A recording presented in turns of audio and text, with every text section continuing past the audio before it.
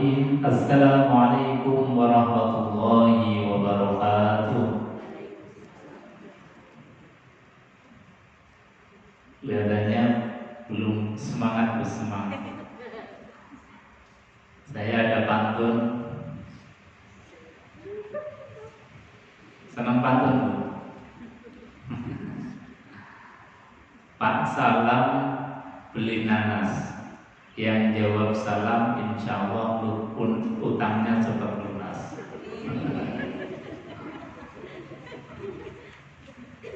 Yang semangat deh. Assalamualaikum warahmatullahi wabarakatuh.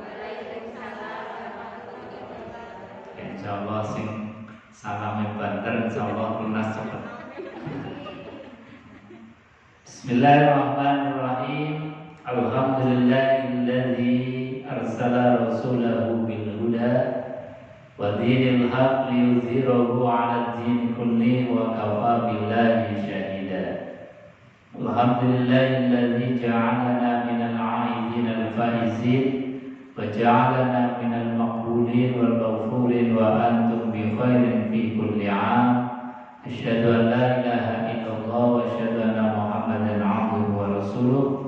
Allahumma shalli wa sallim ala sayyidina Muhammad wa ala alihi wa sahbihi ajma'in. La haula wa la quwwata illa billahil aliyyil azim. Amma ba'd. Dan kau hormati mengurus Bank Infak Amanah dari Dewan Pengawas, kemudian pengurus harian, juga tidak ketinggalan ibu-ibu sahabat infak yang dimuliakan Allah Subhanahu wa taala. Sehat setuju, Bu? Alhamdulillah. Pertama dan yang paling utama tentu kita bersyukur biqauli alhamdulillahirabbil alamin. Mudah-mudahan dengan kita mengucapkan alhamdulillah nikmatnya ditambah terus. Amin. Dengan kita bersyukur kepada Allah, berterima kasih kepada Allah, la azidannakum, maka nikmatnya akan ditambah oleh Allah. Alhamdulillah. Kedua kalinya salawat dan salam kita aturkan kehadiran baginda Nabi besar Muhammad sallallahu alaihi wasallam, yang dengan kita mencontoh dan meneladani beliau baginda Rasulullah, mudah-mudahan kita digolongkan sebagai umat beliau dan akan dimasukkan ke dalam surganya. Amin ya rabbal alamin. Ibu-ibu jamaah yang dimuliakan Allah Subhanahu wa taala, sebentar lagi kita akan memasuki bulan haram. Karena ini Syawal sudah tanggal berapa, Bu? 20-an sih. Syawal tanggal 20. Artinya 9 hari lagi kita akan memasuki Ashhurul Hurum, bulan yang dimuliakan Allah Subhanahu wa taala. Jadi Ashhurul Hurum itu ada 4 kata Allah. Yang pertama adalah bulan Zulqa'dah, bulan depan. Yang kedua bulan Zulhijjah, bulan musim haji. Kemudian bulan Muharram. Ini 3 berturut-turut. Namanya Ashhurul Hurum. Yang melompat sendiri namanya bulan Rajab. Bulan apa? Rajab. Nah, sekarang ini bulan Syawal. Kalau dalam kalender Hijriah ini bulan yang keberapa, Bu? 10. Karena mulainya Muharram, Safar, Rabiul Awal, Rabiul Akhir, Jumadil Awal, Jumadil Akhir, Rajab, Sya'ban, Ramadan. Setelah Ramadan, Syawal. Berarti Syawal bulan ke-10. Nah, setelah Syawal bulan yang ke-11 itu mulai Ashhurul Hurum, bulan yang dimuliakan Allah Subhanahu wa taala. Bahkan Ramadan aja nggak termasuk bulan hurum, karena yang bulan hurum itu cuma 4, Zulqa'dah, Zulhijjah, sama Muharram. Ibu-ibu jemaah pengajian yang dimuliakan Allah Subhanahu wa taala, di bulan Zulqa'dah itu dalam sejarah Islam sebetulnya banyak sekali peristiwa-peristiwa besar. Ini kita untuk mengenang sebelum masuk bulan Zulqa'dah, bulan depan, kita paling tidak punya gambaran, punya ilmu masuk bulan Zulqa'dah. Kira-kira apa saja sih peristiwa penting dalam bulan Zulqa'dah yang kita ini paling tidak harus tahu supaya menjadi pelajaran bagi kita?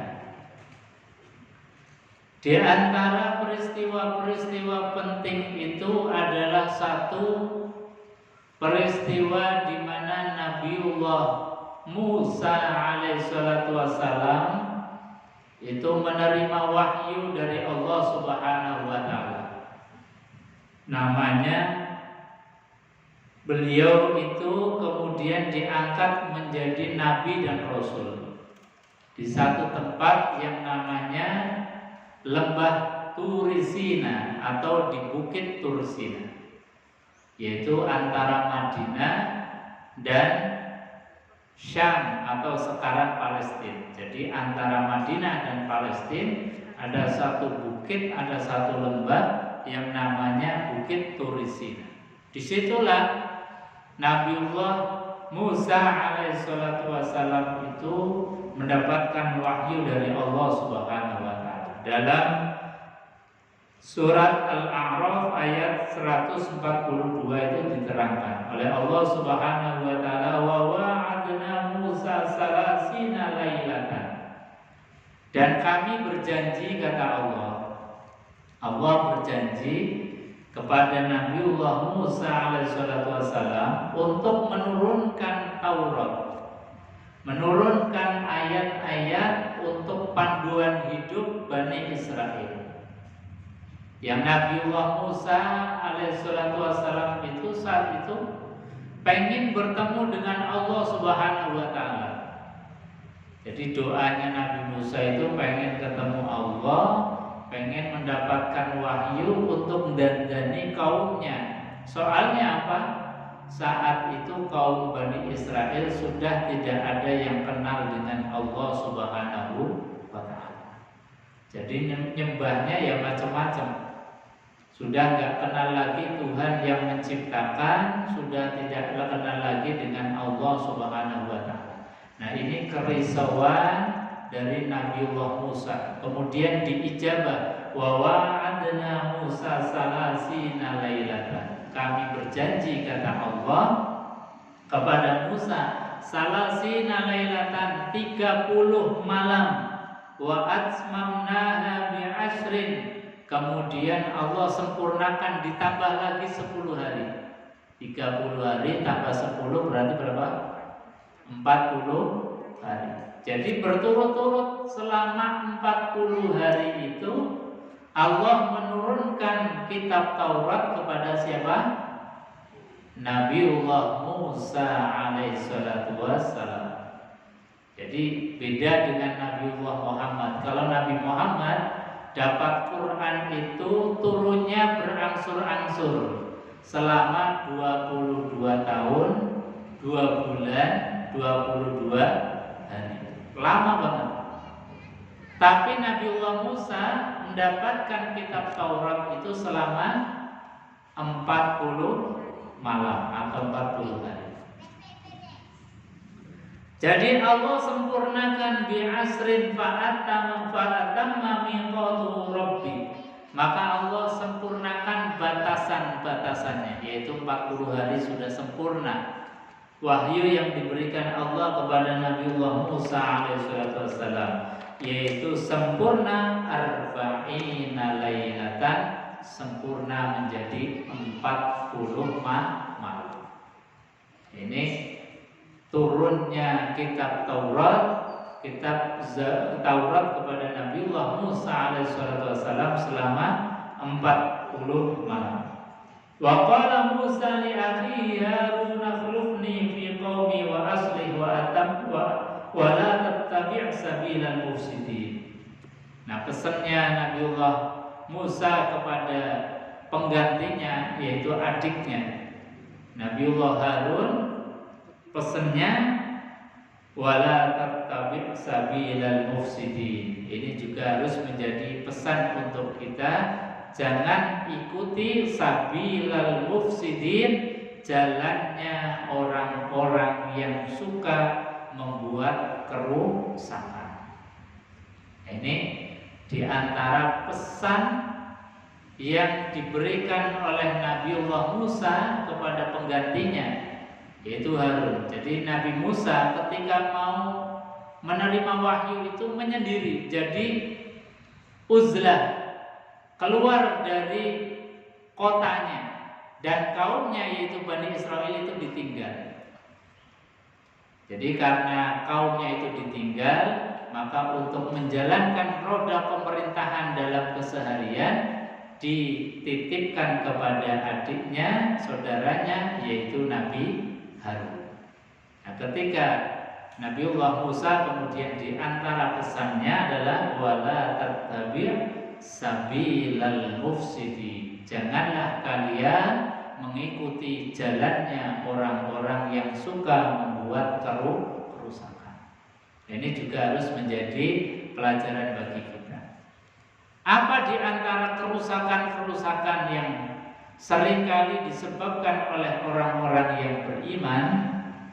Di antara kerusakan-kerusakannya adalah kerusakan sistem ekonomi.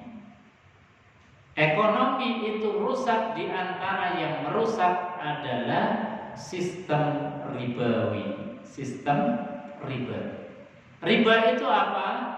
Riba itu adalah melebihkan daripada seperti kita pinjam, kemudian pinjam itu dilebihkan. Kita pinjamnya 1 juta, baliknya 1.200.000. Berarti 200-nya adalah kelebihan. Itu yang namanya riba. Dan ini sistem-sistem yang demikian itu sebetulnya sabilal mufsidin, jalannya orang-orang yang merusak dunia, merusak tatanan ekonomi. Makanya supaya ekonomi kita itu tidak rusak, harusnya kita itu adalah saling ta'awanu 'alal birri wat taqwa wala ta'awanu 'alal ismi wal udwan.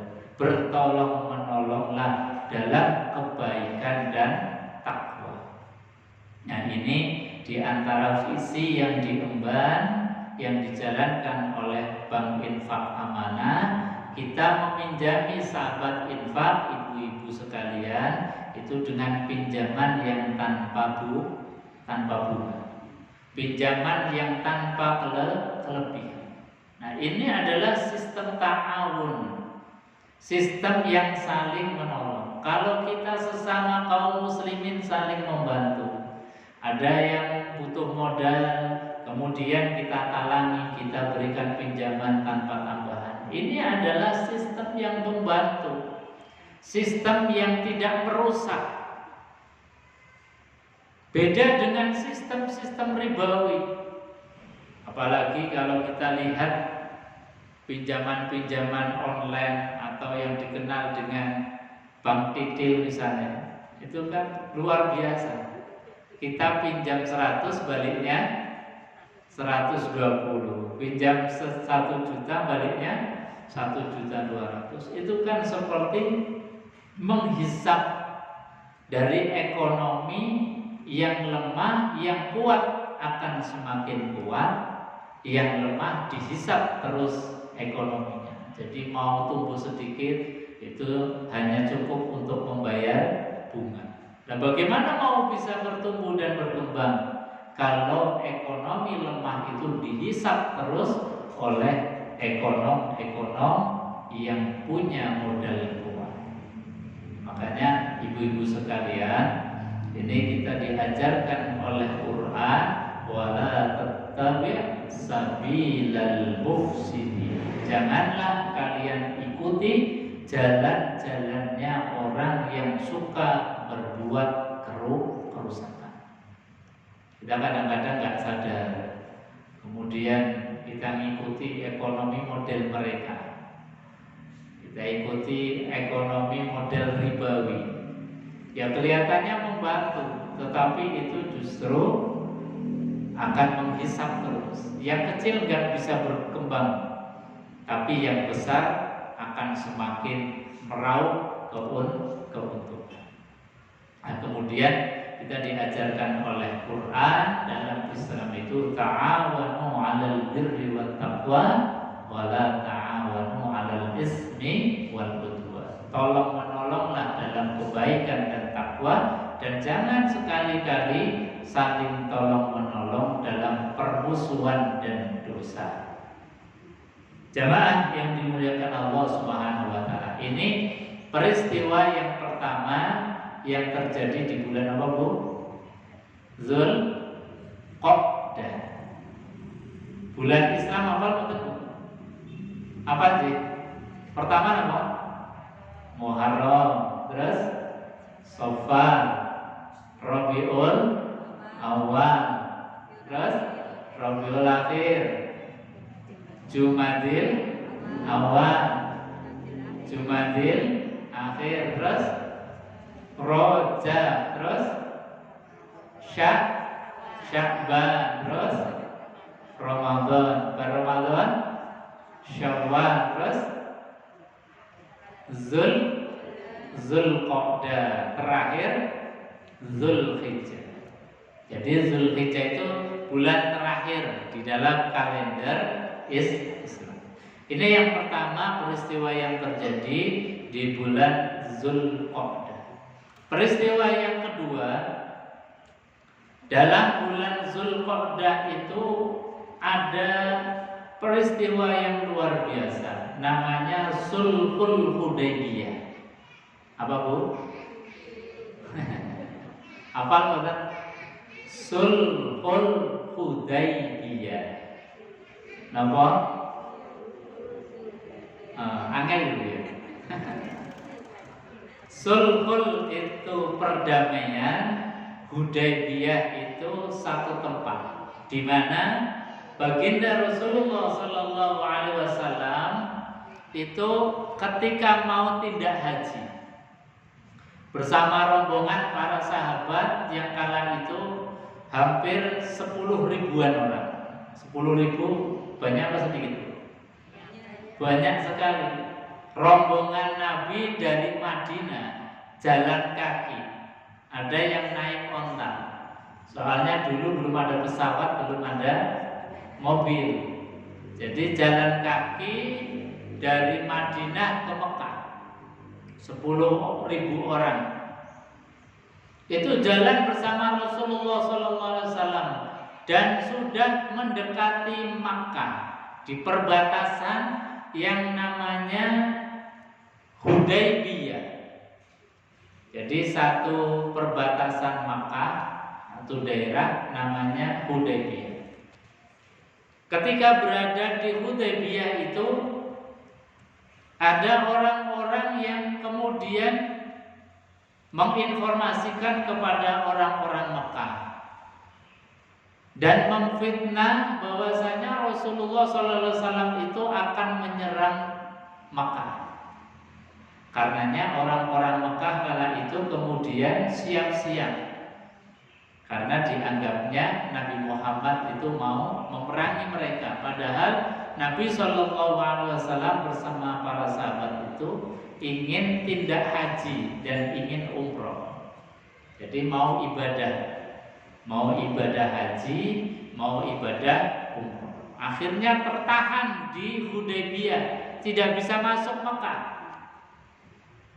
Karena tertahan tidak bisa masuk Mekah, akhirnya ada negosiasi, ada dialog, ada pembicaraan, ada perdamaian. Nah, perdamaian ini kemudian dikenal dengan Sulhul Hudaybiyah, perdamaian Hudaybiyah, yang isinya bahwasanya Nabi dan sahabat itu tidak boleh masuk Mekah, tetapi dibolehkan untuk melakukan ibadah haji di tahun berikutnya. Nah, kira-kira sudah persiapan haji kok nggak jadi, hajinya gagal, gelom boten? Gelom. Jadi kalau sekarang ada orang mau tindak haji kemudian batal, ya ini ya niru kanjeng Nabi. Soalnya apa? Nabi dulu mau haji, mau umrah itu sempat batal. Tidak boleh masuk ke Mekah. Boleh haji, boleh umrohnya di tahun berikutnya. Jadi kalau kita misalnya ada saudara kita mau tindak haji kok dilalah batal. Batalnya sebabnya macam-macam. Kalau 2 tahun kemarin sebabnya corona. Kalau tahun ini mungkin sebabnya karena umurnya sudah lebih dari 65 tahun. Karena peraturan Arab Saudi yang usia 65 tahun untuk tahun ini itu belum dibolehkan. Jadi belum dibolehkan. Atau karena hal-hal yang lain. Nah, kalau kita masih tertahan belum bisa masuk Mekah untuk melaksanakan ibadah haji, ampun gelo. Jangan kita sedih karena Nabi juga dulu pernah batal ibadah haji. Kemudian negosiasi Nabi boleh haji tahun depan. Nabi dan para sahabat kemudian tahun berikutnya baru melaksanakan ibadah haji. Nah, ini dalam Sulhul Hudaybiyah, perjanjian Hudaybiyah. Padahal di perjanjian Hudaybiyah itu banyak sekali hal-hal yang merugikan Nabi dan kaum muslimin. Merugikannya apa? Ya satu tadi, sudah siap-siap haji batal. Sudah siap-siap mau melaksanakan ibadah batal. Padahal tinggal masuk sedikit. Wong itu sudah di perbatasan Makkah. Tinggal sebentar lagi. Dari Madinah menuju Makkah itu kan perjalanan sangat jauh sekali. Gambarannya itu antara Jakarta sampai Surabaya balik lagi. Jauh nggak? Jauh. Jalan kaki ya. Disuruh balik lagi. Gelonya luar biasa. Makanya sampai-sampai sahabat Umar itu marah ke sana. Marahnya karena sudah hampir masuk kota Mekah kok kemudian batal lagi. Nah, ini diantara yang kemudian Nabi terima, ya sudah nggak apa-apa, asal tidak terjadi pertumpahan darah, asal tidak terjadi peperangan. Walaupun saat itu andai kata Nabi memaksakan diri untuk perang melawan orang-orang yang menghalangi Rasulullah dan para sahabat untuk haji, itu secara hitung-hitungan itu banyak menangnya. Karena 10.000 orang. Sementara orang Mekah kala itu masih sedikit. Itu kalau hitung-hitungan berperang, Nabi itu banyak menangnya. Tapi Nabi memilih daripada berperang lebih baik berdamai. Meskipun Nabi itu dalam keadaan yang dirugikan. Ini yang pertama. Yang kedua, dalam perundingan itu juga Nabi dirugikan karena apa? Nabi dalam surat perundingannya itu tidak boleh menggunakan istilah Rasulullah.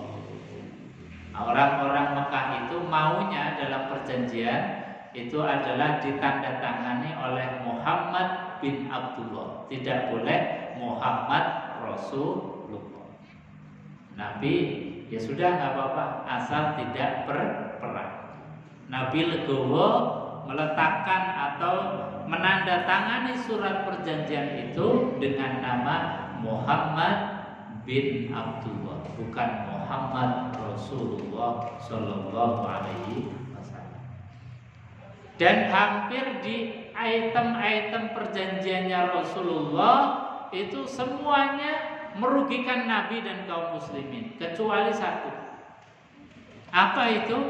Yaitu dibolehkannya orang-orang itu belajar Islam.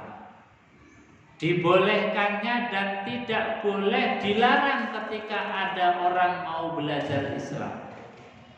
Tidak boleh dilarang ketika orang mau membicarakan tentang Islam, tentang Nabi Muhammad, tentang utusan Allah Subhanahu wa taala. Tidak boleh dilarang, dan ini disepakati oleh orang-orang Mekah kala itu.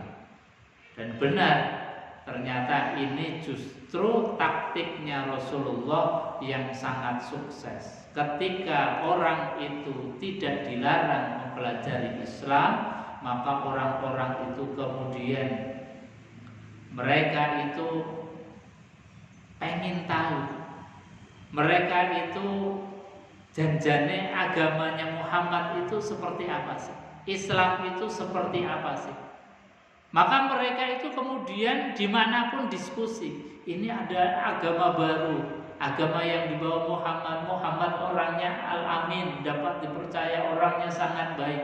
Kemudian di seantero Mekah itu Nabi Muhammad dibicarakan terus, agama Islam kemudian didiskusikan, agama Islam kemudian dipelajari.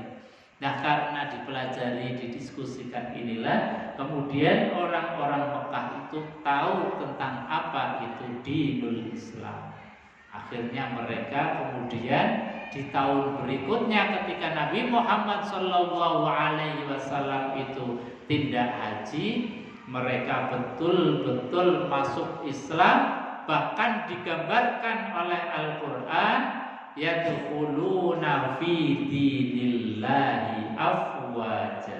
Mereka masuk Islam bukan sendiri-sendiri, tidak sembunyi-sembunyi, tapi berbondong-bondong, berkelompok-kelompok, bersuku-suku. Mereka menyatakan diri bersyahadat di hadapan Rasulullah Shallallahu Alaihi Wasallam.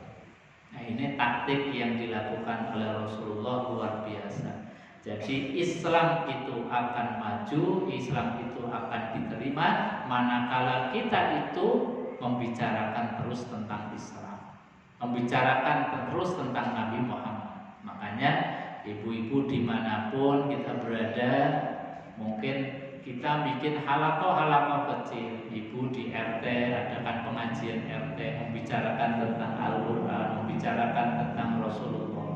Di RW kita akan bicarakan ngaji lagi, ngaji Quran, di musola ngaji lagi, di masjid ngaji lagi. Nah, dengan ngaji ini kemudian apa? Islam betul-betul dikenal, sehingga mereka ketika mengenal Islam, mengenal baiknya agama ini, mengenal agama ini adalah agama yang solutif, menjadi solusi atas kehidupan kita, maka mereka masuk Islam itu tanpa paksaan.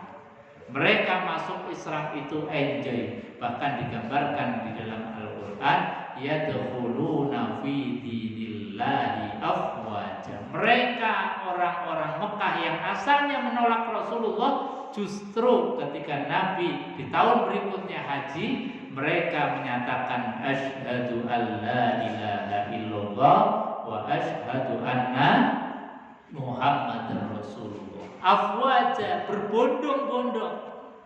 Jadi nggak sendiri-sendiri, nggak sembunyi-sembunyi lagi. Sudah mereka menyatakan diri dan mereka itu senang.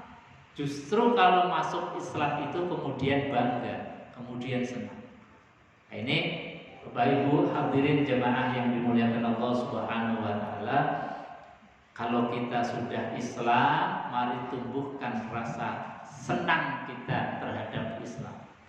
Karena Islam agama yang menjadi solusi kita, agama yang menuntun kita untuk sa'idun fid dunya wa sa'idun fil akhirah, bahagia di dunia dan bahagia di akhirat. Ibu-ibu jamaah yang dimuliakan Allah, saya kira itu dulu untuk kajian pada sore hari ini. Mudah-mudahan ada manfaatnya. Insya Allah akan kita lanjut di pertemuan-pertemuan yang akan datang. Kita tutup dengan doa kafaratul majelis bersama-sama. Bismillahirrahmanirrahim. Subhanakallahumma wa bihamdika asyhadu an la ilaha illa anta astaghfiruka wa atubu ilaik. Assalamualaikum warahmatullahi wabarakatuh.